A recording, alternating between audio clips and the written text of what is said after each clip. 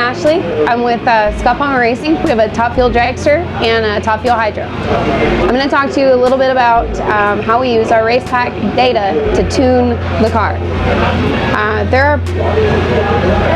Everything is pretty important, what we look at on the computer, but there are 4 things that are, absolutely critical that we monitor that help give us an idea of what's going on with the car and how we can make it work better. First thing is engine RPM. It's monitored through a fiber optic cable. It picks up the pulse of the engine RPM through the magneto, and we get a readout on the computer. We get a readout on the dash also. So we can see sometimes the engine will, we call it like bogging down, and the engine RPM, we'll see it on the computer and then it'll come down, it'll drop down. So we can monitor that, and then it really helps us to understand what is going on, because it happens so fast. It's hard to really absorb everything at once. And that brings us to the number 2 most important thing that we monitor with our Racepak, and that's going to be Driveshaft. We have the engine RPM on one way, we have the Driveshaft speed, then we compare how they go together. We can see if the tire speed is too fast, we can see if the tire speed is too slow, we can see if it starts to shake, if it starts to spin.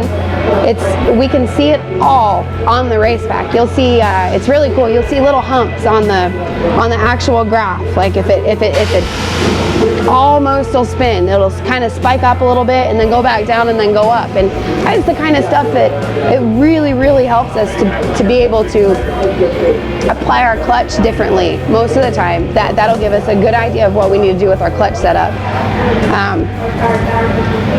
The next thing that we really look at is our Egt Temp. It's the cylinder temperatures out of the exhaust of each cylinder of each header tube. So we monitor on a run, they'll be 1600 degrees. If it stops firing, that cylinder will go completely dead. It'll be wet. It'll be just raw fuel, so it'll cool off significantly. So we'll see the Egt temperature just drop. And a lot of times we can see a change in the drive shaft when we see an Egt drop out, or we'll see a change in the engine RPM, because it'll bring the RPM down just a little bit. And it's crazy how much everything works together. That's why it's so hard to pick, just a few things. Everything that we monitor it's all such a huge part of it. It's one of the most interesting things that you could possibly look at in drag racing. And then we'll go to our last one, which is the most complicated one. Well, aside from clutch stuff, and that's our fuel flow. The fuel flow is one of the most crucial things in a Top Fuel Dragster. We have these 2 massive lines that come off the pump.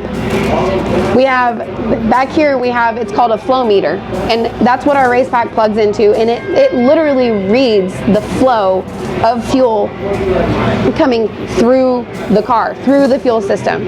And it's the only real way that we can monitor if there is an issue, if we have a problem. A lot of times it'll be, we say it's too lean, it won't have enough fuel in it.